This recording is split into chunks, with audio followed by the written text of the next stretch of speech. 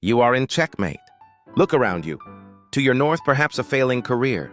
To your south, financial pressure. To your east and west, the heavy judgment of others and your own crushing self-doubt.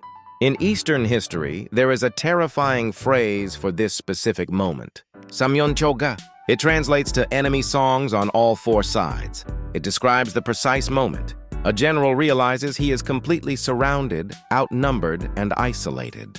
There is no horizontal way out. If you move forward, you crash. If you move back, you fall. So, you do the only thing a human being does in this situation. You freeze. Paralysis is not a lack of effort. It is an overload of calculation.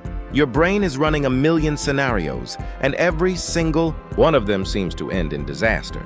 So, how do you execute a move when every move leads to death? Standard motivational advice fails here. Just work harder is useless when you are trapped in a pit. Digging harder only digs the grave deeper. When you cannot move horizontally, you must move vertically. You must execute an internal shift, so radical that the walls around you cease to matter.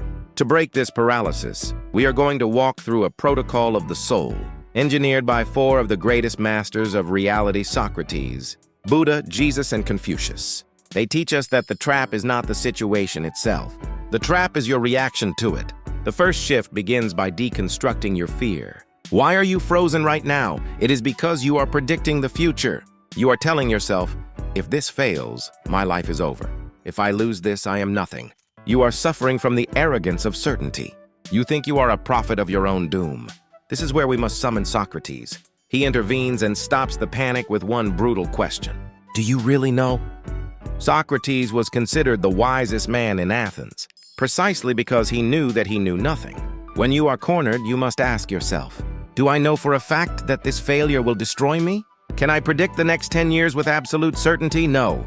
Maybe losing this job is the only way you find your true vocation. Maybe this bankruptcy is the tuition for your future success. The moment you admit, I don't know the outcome, the paralysis cracks. Certainty creates fear, but uncertainty creates possibility. So stop predicting the catastrophe. Admit your ignorance. Clear the board. Now that you have stopped predicting, the second shift is to stop fighting. This sounds counterintuitive. You might think, I'm in trouble, I have to fight. But consider this. Imagine you are stuck in terrible traffic. The traffic is the reality. Your rage at the traffic is the suffering. The rage does not move the cars, it only burns your engine. In a dilemma, you exhaust 90% of your energy, simply wishing you weren't in a dilemma. You scream at the walls. Here we turn to the Buddha. He teaches that your pain is real, but your suffering is optional. He invites you to look at the wall and say, it is just a wall. This is radical acceptance. It is not giving up. It is a cold, hard assessment of the terrain. You say, I am here. This is the reality. I have $10 in the bank. I have lost the client. When you accept the isness of the situation without emotional resistance, you stop wasting energy. You reclaim your focus. Stop wishing it were different. Acknowledge exactly where you are. Now you have the energy to move.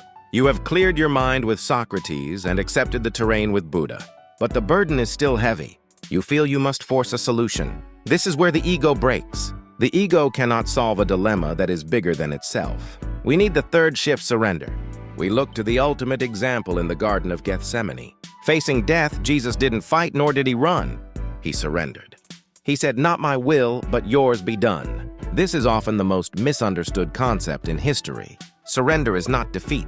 Surrender is a transfer of command. It is realizing that you are just a soldier, not the general. You are trying to control the entire ocean, when you are just the captain of a small boat. When you say, I surrender the outcome, you are liberated. You no longer need to win. You only need to serve. If you succeed, good. If you fail, it is part of the design. The pressure evaporates. You become dangerous because you are no longer afraid of losing. Detach from the result. Trust the process. Hand over the weight of the world to something greater than yourself. Now you are ready. Mind clear, energy saved. Ego surrendered. What do you actually do? You are standing at the foot of a mountain. You cannot jump to the top. We need the final shift execution. For this, we turn to Confucius. He gives us the key of ritual and duty. When the world is chaos, you create order in the square inch right in front of you. Confucius teaches that great change starts with simple acts. Like the washing of a bowl, you do not try to save your career today. That is too big.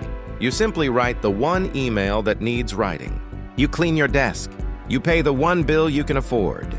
You focus on the correct action of this specific moment. In a stalemate, big moves are impossible. Only micro moves are allowed. But a micro move breaks the static friction. One step creates the momentum for the next. Look down at your feet. Do the smallest, most obvious right thing. Then repeat. This is your strategy for the Samyonchoga. You feel trapped because you are trying to solve a massive problem with a panicked mind. Stop. Use Socrates to shatter your predictions of doom. Use Buddha to accept the brutal facts without emotion. Use Jesus to let go of the need to control the ending. And use Confucius to take one single perfect step. The walls are not closing in on you. They are there to force you to look up. That is the only way out. Execute